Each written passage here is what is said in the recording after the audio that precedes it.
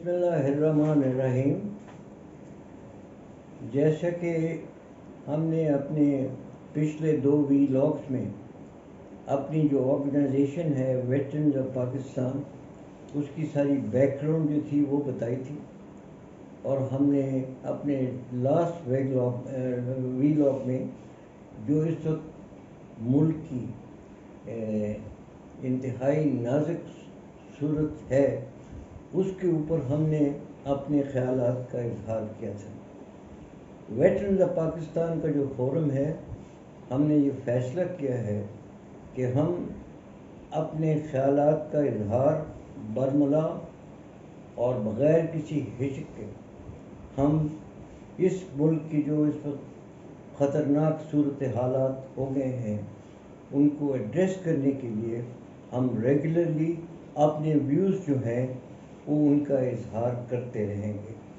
आज मुझे बड़ी खुशी है कि हमारे साथ जनरल यासीन और वाइस एडमिरल खावर साहब ये भी तशरीफ़ लाए हैं, ये भी हमारे इस प्रोग्राम में पार्टिसिपेट करेंगे, और हमारा इरादा है कि ये हम प्रोग्राम लाहौर और कराची सेंटर तक भी लेके जाएंगे, और जो हमारे ऑनरी मेंबर्स हैं उनको भी एसोसिएट कराएंगे अपने इस प्रोग्राम के साथ, ताकि हम जो कंसेंसस है of the opinion in the country वो आप लोगों के सामने प्रेजेंट करें।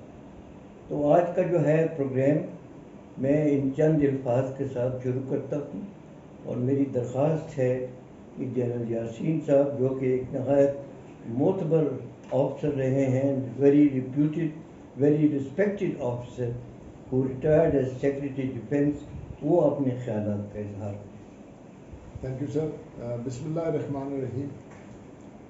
सबसे पहले तो मैं वेटरन्स के बिहाफ पे बताना चाहता हूँ कि तमाम वेटरन्स में, ख्वाह वो वेटरन्स ऑफ पाकिस्तान के मेंबर हैं या नहीं हैं, वो किसी भी रैंक के हैं, वो एक सख्त ज़हनी इज़्तिराब का शिकार हैं जिस हालत में ये मुल्क आ गया है। और हम में से ख्वाह वो अफसर है, ख्वाह वो सिपाही है, ख्वाह वो GCO है, उन सब ने अपनी ज़िंदगियाँ वक्फ की, कुर्बानियाँ दी और मौत के सामने भी खड़े रहे और झुके नहीं इस मुल्क के लिए, इस सरजमीन, इस सोनी धरती के लिए। सो उनके अंदर एक इज़्तिराब है कि ये मुल्क किस हालत में है और किस तरफ जा रहा है। अब हम आ जाते हैं पिछले 1 हफ़्ते की जो हालात हैं उसके ऊपर। मैं उसके ऊपर ज़्यादा सबसे इम्पॉर्टेंट जो चीज़ बताना चाहता हूँ कि ये एक बहुत बड़ी साजिश हो रही है कि अवाम और फ़ौज और ख़ास तौर पे आर्मी के दरमियान एक वेज क्रिएट की जाए, उनके दरमियान एक दीवार की जाए। फ़ौज का लोगों को पता है कि वो फ़ौज कामयाब होती है जिस फ़ौज के पीछे मुल्क के अवाम खड़े होते हैं, और ये तमाम जो दुश्मन लोग हैं उनको इस पर प्रॉब्लम्स थी, और हमारी अपनी लीडरशिप, सियासी लीडरशिप इधर उधर गालियाँ देती रही है इस फ़ौज को ओवर द लास्ट 20-30 ईयर्स। तो जो वो नहीं कर सके वो मेरे ख्याल में अब होने जा रहा है, और कोशिश हो रही है कि अवाम और फ़ौज के दरमियान एक वक्फा क्रिएट कर दिया जाए। ये बहुत ही ख़तरनाक ट्रेंड है और इस ट्रेंड को कुचल देना चाहिए, और लोगों को ख़ास तौर पर जो अस्करी लीडरशिप है उनको इस चीज़ का अदराक होना चाहिए कि ये इस वक्त तो शायद एहसास नहीं हो रहा, लेकिन एक लॉन्ग टर्म के अंदर एक पर्सपेक्टिव क्रिएट हो रहा है। और याद रखिए, इंग्लिश का जो मुहावरा है that perceptions are stronger than reality. इस वक्त पाकिस्तान के पूरे 23 करोड़ अवाम फ़ौज के साथ और आर्म फोर्सेस के साथ खड़े हैं, और इसमें किसी को कोई शक नहीं होना चाहिए। लेकिन ख्वाह वो सोशल मीडिया है, अब तो मुझे लग रहा है सरकारी मीडिया भी इसके अंदर इन्वॉल्व है, और वो अवाम और फ़ौज के दरमियान एक जो है खलीज पैदा करने की कोशिश कर रहे हैं। इसके लिए हमें बहुत चौकन्ना रहना चाहिए, और जो ख़ास तौर पे मुल्क के इस वक्त इक़्तिसादी और लॉ एंड ऑर्डर के हालात हैं, IMF के साथ मसाइल खड़े हो गए हैं, दूसरे मुल्कों के लीडर्स यहाँ आके हमें एडवाइस कर रहे हैं कि कैसे अपना मुल्क चलाना है। ये बहुत ही ख़तरनाक सिचुएशन है जिसको अगर अभी ना हैंडल किया गया तो शायद ये आउट ऑफ कंट्रोल हो जाएगी। जहाँ तक 9 मई के वाक़यात का ताल्लुक़ है, میرے خیال میں وہ سارا اس سازش کا حصہ تھا. یہ جلوس کہیں سے گلبرگ سے چلا تھا اور قربان لائن پولیس لائن کے پاس سے گزر کے جہاں پر تقریباً 20-30 کمپنیاں پولیس کی موجود ہوتی ہیں وہاں سے گزر کے کینٹ میں یہ پہنچا اور 2-2.5 گھنٹے لگے اور کسی نے یہ الارم نہیں کھڑا کیا کہ یہ جلوس جو ہے یہ کینٹ کی طرف جا رہا ہے.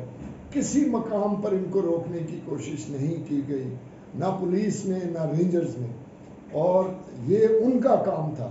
یہ جو hierarchy of application of force ہے اس کے اندر پہلے پولیس آتی ہے، پھر رینجرز آتے ہیں اور اس کے بعد فوج آتی ہے.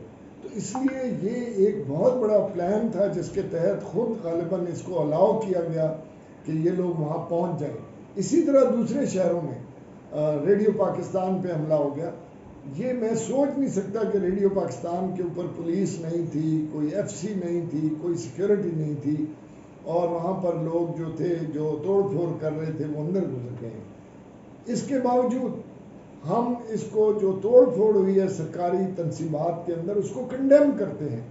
یہ بالکل جو ہے ایکسیپٹیبل نہیں ہونا چاہیے اور اس کو جو ہے امپارشل انویسٹیگیشن ہونا چاہیے. پریفریبلی ایک جوڈیشل کمیشن بننا چاہیے جس کے اندر اس کی انویسٹیگیشن ہو. جو لوگ سازش میں یا اس کی کوتاہی میں انوالو ہیں، جنہوں نے یہ سب کچھ ہونے دیا، ان سب کو قرار واقعی سزا ملنی چاہیے. لیکن خیال یہ کرنا چاہیے کہ بے گناہ لوگوں کو نہ سزا ملے. اس سے اب یہ کوئی ملٹری کورٹس وغیرہ کی باتیں ہو رہی ہیں، اس سے بھی آپ غور سے دیکھیے گا فوج کے امیج کو نقصان ہوگا. یہ پیچھے ہو کے کھڑے ہو جائیں گے کہ نہیں ہمارا تو کوئی قصور نہیں ہے، فوج نے ان کو سزا دی ہے. آخر میں جو میں ایک بہت سیریس ایشو پہ روشنی ڈالنا چاہتا ہوں وہ ہے خواتین اور بچوں کے ساتھ جو حالات کیے گئے ہیں پچھلے چند دنوں میں. یہ سب ہماری مائیں بہنیں ہیں اور یہ کیسے ہو سکتا ہے کہ ان کو بالوں سے پکڑ کے گھسیٹا گیا ہو اور جن لوگوں نے یہ کیا ان کے خلاف کوئی ایکشن نہیں لیا جا رہا. ویڈیوز موجود ہیں ان پولیس والوں کی اور ان سول کپڑوں میں جو لوگ تھے وہاں پر، جو ان خواتین ینگ بچیوں کو بالوں سے اور دوپٹوں سے پکڑ کے کھینچتے رہے، لاتوں سے اٹھا کے گاڑیوں میں پھینکتے رہے. اور سب سے جو خطرناک چیز ہے کہ ان میں سے چند ایک بچیاں جو ہیں وہ ابھی بھی لاپتہ ہیں. سو میری درخواست ہے تمام لوگوں سے کہ ہم اس نہج پہ نہ پہنچ جائیں کہ ہم صومالیہ اور ایتھوپیا کی طرح جہاں law and order breakdown ہو جائے. یہ لوگوں کے اوپر اتنا ظلم اور تشدد اس لیے کیا جا رہا ہے کہ اس کا سارا بلیم جو ہے وہ آرم فورسز پہ ڈال دیا جائے. Thank you sir.